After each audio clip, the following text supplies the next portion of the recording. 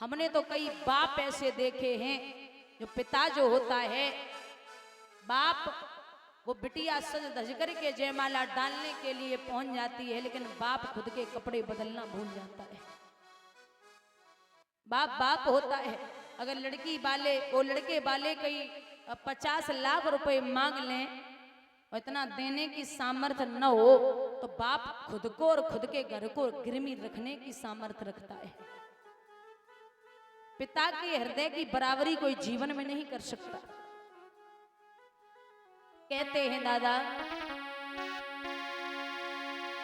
बस इतना ही संग था हमारा तुम्हारा, हमारा तुम्हारा।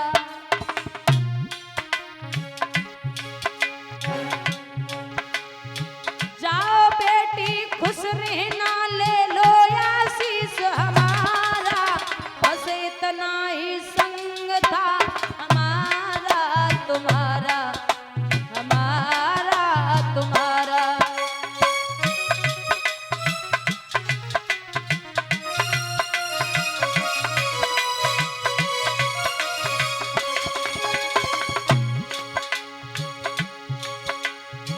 जाओ बेटी खुश रहना, ले लो आशीष हमारा।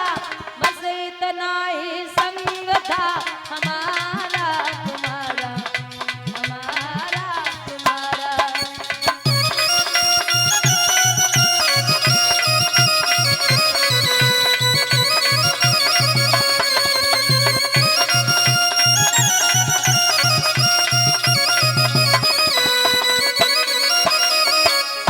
और लिखते, कोई बदल ना पाया ये दस्तूर पुराना, ये दस्तूर पुराना।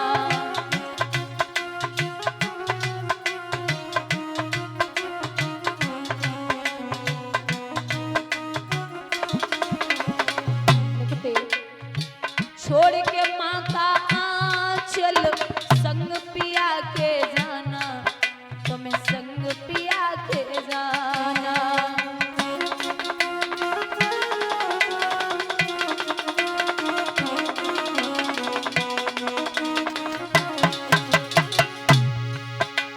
कोई पराई रहा न तुम पर कोई अधिकार हमारा।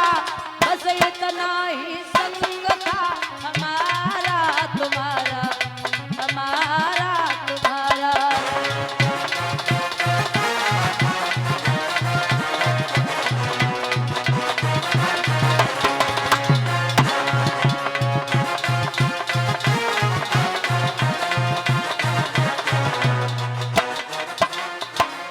और पिता कहता है कि हे लाड़ो, मैं तुझे पराए घर भेज रहा हूं, तू मेरे घर की बाती वो घर रोशन करना, अरे वो घर रोशन करना।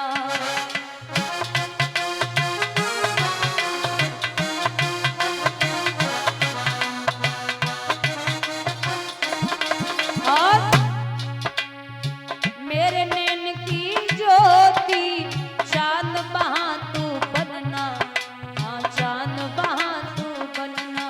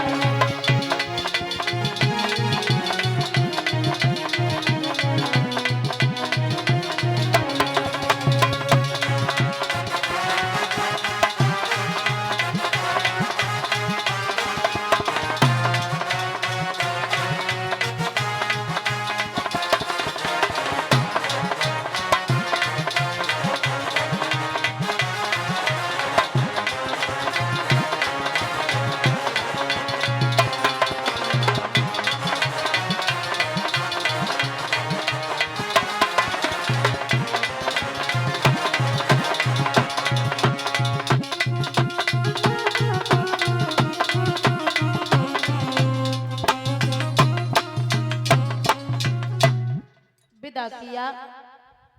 महाराज मैया आई है कैलाश पर्वत पे, तो बाबा से कहा कि पिछला जन्म तो जैसे तैसे मैंने काट लिया, लेकिन अब मैं ये चाहती हूं कि महाराज अब आप महल बनवाओ। तो बंधुओं, सोने के महल बनवाए गए। उन सोने के महलों का गृह प्रवेश करवाने के लिए आए विश्वशर्मा, जो रावण के पिताजी हैं। विश्वशर्मा ब्राह्मण देवता के साथ रावण भी आया। जब रावण आए तो उन्होंने सोने के महलों को देखा, जवाब दिया पिताजी ये महल तो बहुत अच्छे हैं। तो जवाब दियो, बोले बाबा ने कि आप बताइए दक्षिणा में क्या चाहिए। तो रावण बोले महाराज हमें दक्षिणा में कुछ ज्यादा नहीं चाहिए, आपने जो ये सोने के महल बनवाई है आप मुझे दे दो। महाराज वो सोने के महल भोले बाबा ने रावण को दे दिए। उन्हीं महलों का नाम पड़ा है लंका। बोलिए गोविंद भगवान की। बोले हमारा तुम्हारा गुजारा कैलाश पर्वत पर ही होगा, इसलिए महलों की इच्छा ना करो। बंधुओं, यहां श्री सूत जी कहते हैं, शौनकादिक ऋषियों, प्रसंग उठता है कि सृष्टि का निर्माण कैसे हुआ। भगवान विष्णु की नाभि से कमल,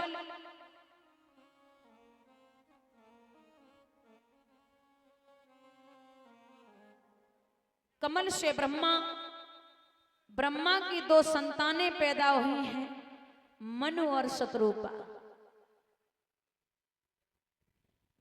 मनु और शतरूपा की अरे मोड़ी सी सूरत राजू करे, भैया राजू करे, और मांगत भी कमलू बेकारी।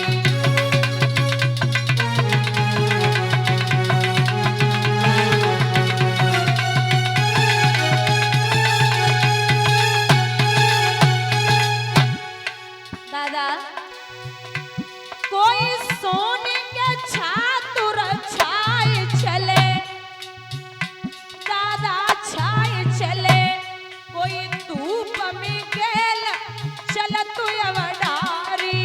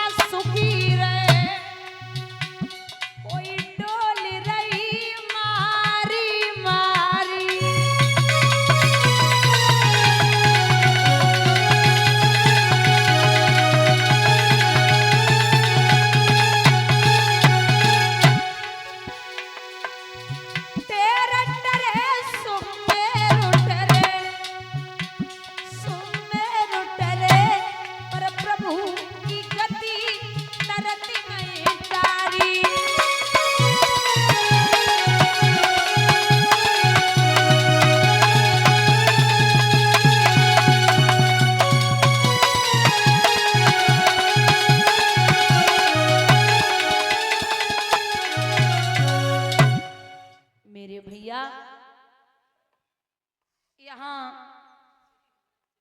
आपस में सब बातें कर रहे, तब तक का चुगला ने जाए के मैया सूरज से कही है कि वो आपका बेटा जमीन पे खड़ा और वो तुम्हारी सौत का लड़का ऊपर बैठा है।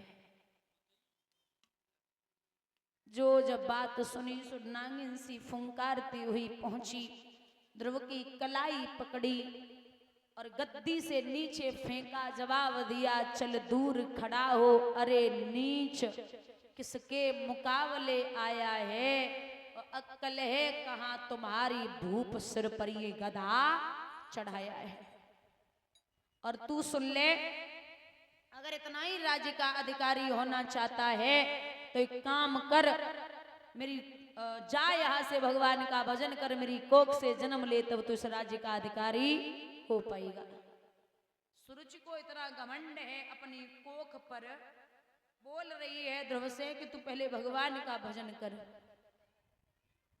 ध्रुव सोच रहे कि हम क्या बोले, क्योंकि अभी पिताजी इतना प्रेम कर रहे थे थोड़ी देर पहले, और अभी ये बिल्कुल बोल नहीं रहे। कारण क्या है?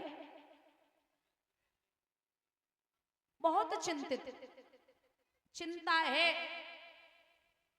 पहुंचे घर पे, मैया सुनीति ने आहट भरी पुकार लाला की सुनी तो पूछी, बच्चा क्या बात है? बोले माँ, मासी ने डांटो। अरे बाबरे, माँ मरे मौसी जिए जो मौसी सी होए। मासी मार दिया तो क्या हुआ, चुप हो जा। बोले मैया हम जा से चिंता नहीं कर रहे कि मौसी ने मारो, फिर हमें तो जा की चिंता है कि मौसी मारती रही लेकिन पिता ने कुछ नहीं कहा। अरे ओ बाबरे, जब वो तेरे पिता होते तब तो कुछ कहते, वो तेरे पिता है ही नहीं। ध्रुव एकदम से चौंका, मैया फिर मेरा पिता कौन है? बोले तेरे पिता का नाम है परमात्मा, ईश्वर, जगदीश, भुवनेश्वर। अब वो तेरा ही पिता क्या, वो तो संसार का पिता है।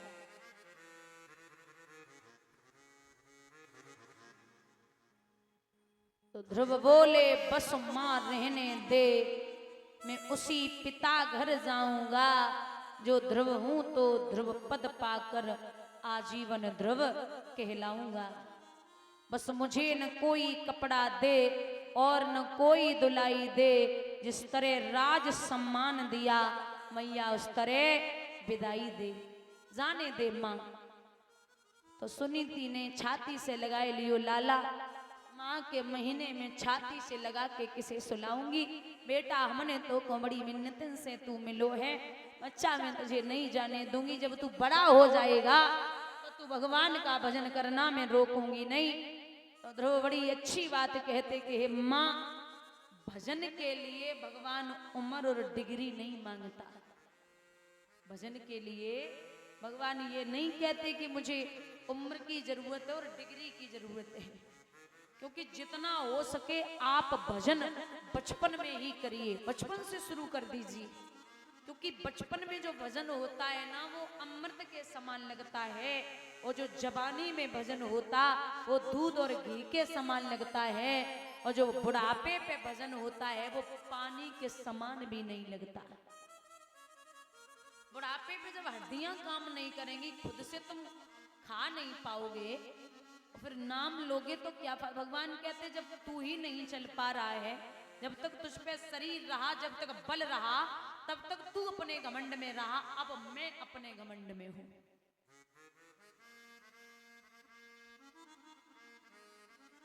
यहां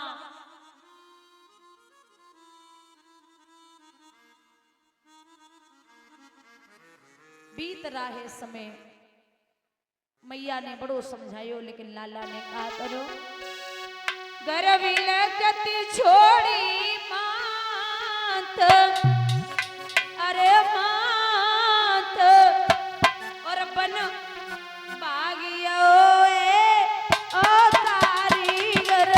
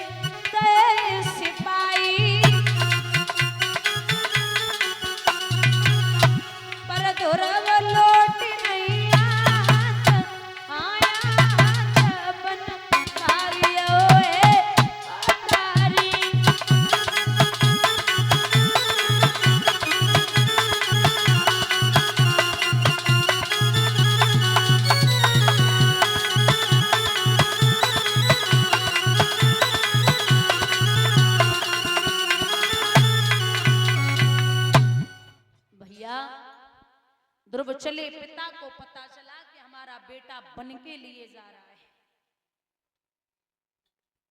तो बोले ध्रुव को लौटा दो, वो बन के लिए न जाए, आज से उसकी माँ को गेहूं की रोटी और सब्जी मिलेगी, आधा राज्य भी दे दूंगा। ध्रुव बोले जगह नाम से लोग इतना डर रहे हैं तो वो भजन करेवे में कितना आनंद आवेगो। और ये सत्यता है कि महाराज आप कलयुग में, कलयुग केवल नाम आधारा, सुमिर सुमिर नर उतर है पारा। क्योंकि बात है त्रेता युग की, एक प्रसंग आता है रामचरितमानस का। इस समय भगवान लंका पर चढ़ाई करने जा रहे थे तो समुद्र का पुल बन रहा था, वहां पत्थरों और पर्वतों की जरूरत पड़ी, तो बंदर बड़े उपद्रवी होते, उन्होंने बड़े बड़े पत्थर उठाए और उठा करके महाराज जवाब दिया कि मैं ये राम का नाम लिख के पत्थर पानी में डालूंगा, अगर ये तैर गए तो राम के नाम में शक्ति है, अगर नहीं तैरे तो राम के नाम में शक्ति नहीं है। अब आप बताइए इतना छोटा सा भी कंकड़ पानी में डालो वो तैर सकता है? कभी नहीं। बड़े बड़े पत्थर राम का नाम